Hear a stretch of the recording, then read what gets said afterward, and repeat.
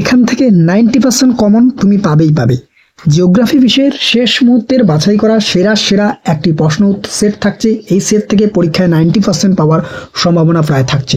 অবশ্যই ভীষণ ভীষণ গুরুত্বপূর্ণ এবং চূড়ান্ত সাজেস্টিভ প্রশ্নগুলি থাকছে এই একটি সেটে। একেবারে এমসিকিউ এসিকিউ তোমাদের মানচিত্র, এছাড়াও শুদ্ধ অশুদ্ধ বাম স্তম্ভ ডান স্তম্ভ সমগ্র প্রশ্নগুলি, তার মধ্যে তোমাদের 5 মার্কের জন্য 3 মার্কের জন্য থাকছে চূড়ান্ত গুরুত্বপূর্ণ প্রশ্নগুলি এই সেটটিতে।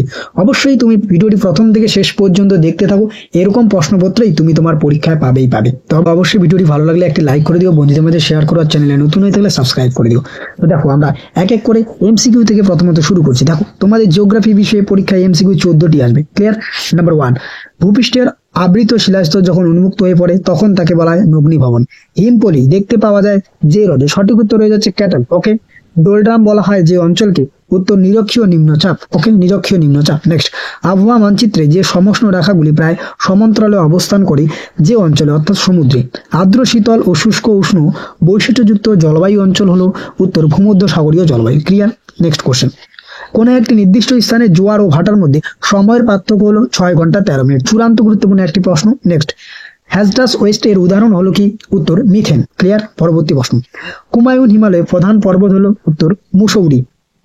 নেক্সট, ধোঁয়াধর জলপ্রপাত যে নদীর ওপর অবস্থিত বা যে নদীর ওপর সৃষ্টি হয়েছে সেটি হচ্ছে নর্মাদা।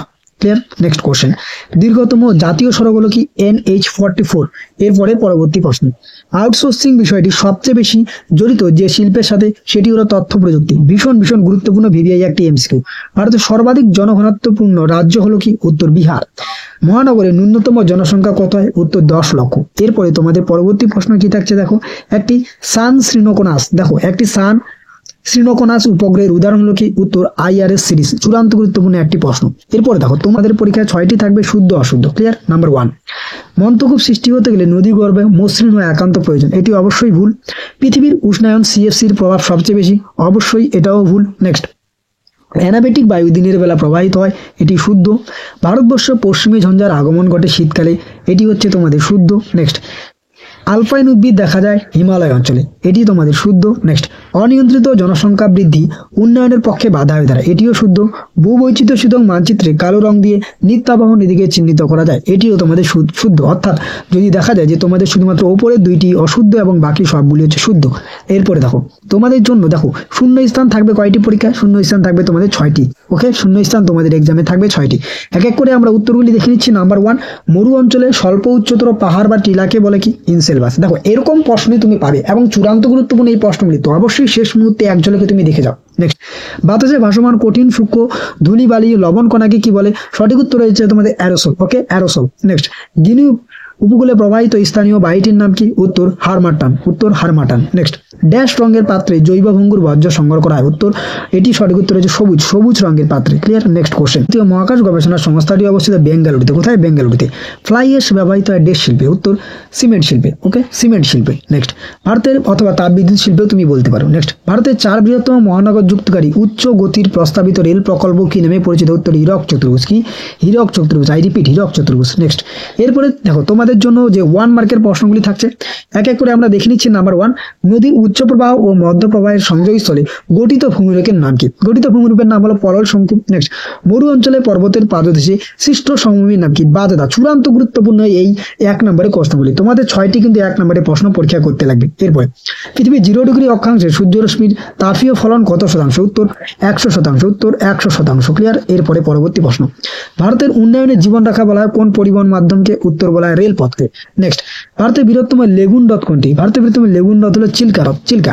মৃত্তিকা ক্ষয় প্রতিরোধকারী একটি কৃষি পদ্ধতির নাম কি? উত্তর লিখতে পারি আমরা ফালি চাষ অথবা ধাপ চাষ। নেক্সট, কৃষ্ণা কাবেরী নদীর যুক্তকারী খালপট্টির নাম কি? উত্তর, বাকিংহাম খাল। কি নাম? বাকিংহাম খাল। নেক্সট, ভারতের কোন রাজ্য ইক্ষু উৎপাদনে প্রথম? ইক্ষু উৎপাদনে প্রথম হলো উত্তরপ্রদেশ। এরপরে তোমাদের বাম স্তম্ভ ডান স্তম্ভ মেলা আমরা দেখে নিচ্ছি। এগুলো ইসরো। দেখো ইসরো হয়ে যাবে কি?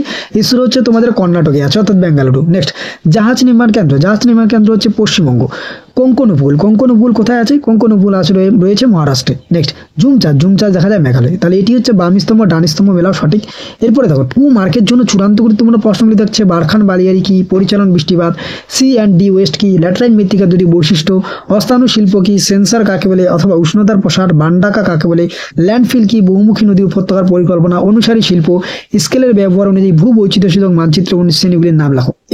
এরপরে দেখো তোমাদের 3 মার্কের পরীক্ষায় কয়টি 3 মার্কের তোমাকে 4টি প্রশ্নের উত্তর করতে লাগবে। চূড়ান্ত গুরুত্বপূর্ণ এই প্রশ্নগুলি: 1 গিরিখাত ক্যানিয়নের পার্থক্য, 2 হচ্ছে বর্জ্য অবস্থানে 3R পদ্ধতি, দক্ষিণ ভারতের জলাশয়ের মাধ্যমে জলসেচের কাজ বেশি হওয়ার কারণগুলি লেখো, ভারতবর্ষের বর্তমান নাগরণের সমস্যা। এই যে প্রশ্নগুলি। এরপরে দেখো তোমাদের জন্য 5 মার্কের যে প্রশ্নগুলি, এই 5 মার্কের প্রশ্নগুলি কার্যত প্রায় নিশ্চিত পরীক্ষা আসার জন্য 100% নিশ্চিত থাকবে এখান থেকে তুমি কমন পাবে।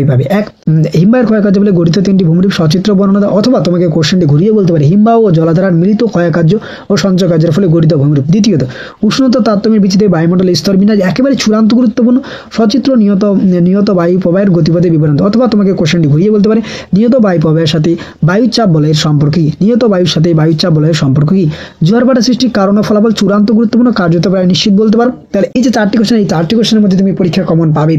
এরপরে নেক্সট তোমাদের 5 নম্বরে 2টি প্রশ্ন উত্তর করতে লাগবে। দেখো তোমাদের মূলত যে প্রাকৃতিক ভূগোল আর অর্থনৈতিক ভূগোল রয়েছে ভারতের, সেখান থেকে এই প্রশ্নগুলি। 1 উত্তর ভারতের নদী গঠিত সময়ের বিবরণ দাও। এখানে তুমি দেখে রাখতে পারো উত্তর ভারত দক্ষিণ ভারতের নদীর মধ্যে যে পার্থক্য সেটি।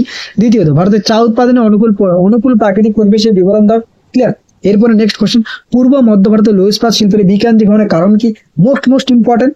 নেক্সট ভারতের ঋতু বৈচিত্র্য মৌসুমী বায়ুর প্রভাব বর্ণনা করো, অথবা মৌসুমী বায়ু কিন্তু ভীষণ গুরুত্বপূর্ণ থাকছে।